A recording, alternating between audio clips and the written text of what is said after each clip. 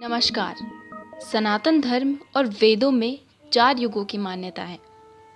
माना जाता है कि सतयुग में स्वयं देवता, किन्नर और गंधर्व पृथ्वी पर निवास करते थे। सतयुग के बाद आया त्रेता युग।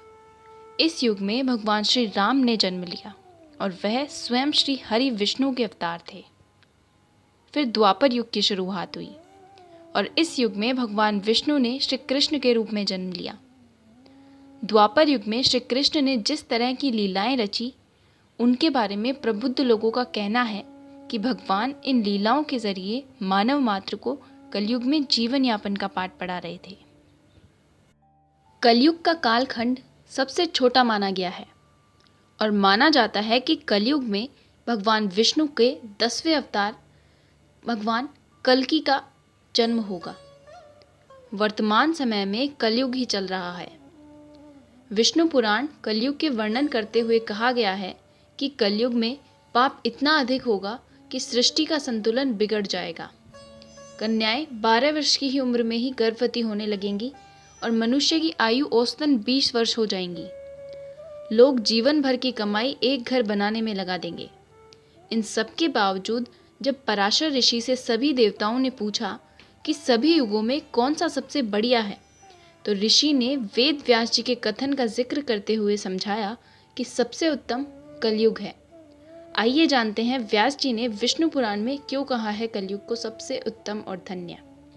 इससे पहले अगर आपने हमारे चैनल को सब्सक्राइब नहीं किया है तो प्लीज़ हमारे चैनल को सब्सक्राइब कीजिए। तो चलिए शुरू करते हैं। श्री वेद व्यास जी ने वेदों को वाचन किया और भगवान गणपति ने उनके अनुग्रह पर उन वचनों को लिखित रूप में प्रस्तुत किया। श्री वेद व्यास जी को ही वेदों का रचनाकार माना जाता है। वेद व्यास जी से जुड़ी एक पौराणिक कथा के अनुसार वेद व्यास जी ने सभी युगों में कलयुग को श्रेष्ठ युग कहा है।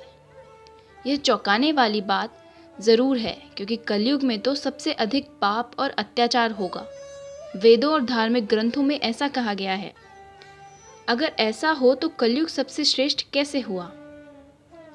विष्णु पुराण में वर्णित एक घटना के अनुसार मुनिजनों और ऋषियों के साथ चर्चा करते हुए वेद व्यास जी कहते हैं, हे मुनिजन, सभी युगों में कलयुग ही सबसे श्रेष्ठ युग है, क्योंकि 10 वर्ष में जितना व्रत और तप करके मनुष्य सतयुग में पुण्य प्राप्त करता है, त्रेता युग में वही पुण्य 1 साल के तप द्वारा प्राप्त किया जा सकता है। ठीक इसी प्रकार उतना ही पुण्य द्वापर युग में 1 महीने के तप से प्राप्त किया जा सकता है। तो कलयुग में इतना ही बड़ा पुण्य एकमात्र 1 दिन के तप से प्राप्त किया जा सकता है। इस तरह व्रत और तप के फल की प्राप्ति के लिए कलयुग ही सबसे श्रेष्ठ समय है। ऐसी ही जानकारियों के लिए हमारे साथ जुड़े रहें। धन्यवाद। जय श्री कृष्ण।